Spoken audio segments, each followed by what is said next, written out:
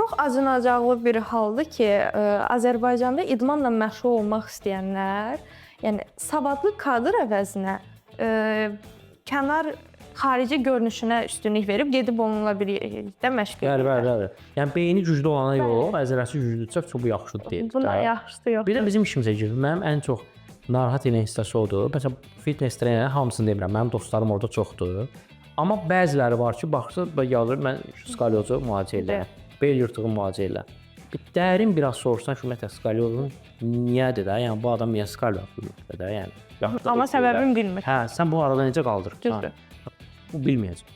Başqa elə danışırlar da. Yəni bu dəqiqə çoxdur. Nə psixozu belə eləyirəm, skalyozu oradan belə eləyirəm. Əslində hər kəs öz sahəsi ilə məşğul olsa, yəni bu problemlərin heç biri də olmaz. Çox təəssüf ki, acgöz insanları.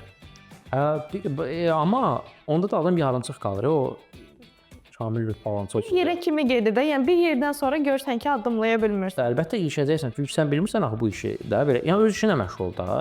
Və hamı öz işini həqiqətən o deyək kamil bir balansı olsa da insan yaxşı yarımçıq papaqçılıqdan həqiqətən elədir də. Yəni sən istənilən bir işi çox kamil bilsən, bu gün sənin işin həm atıranda, yəni iynə saxlamaqsa, bunu çox əla öyrənsən, valla sən ən yaxşı. Hamı səni axtarıb tapacaq.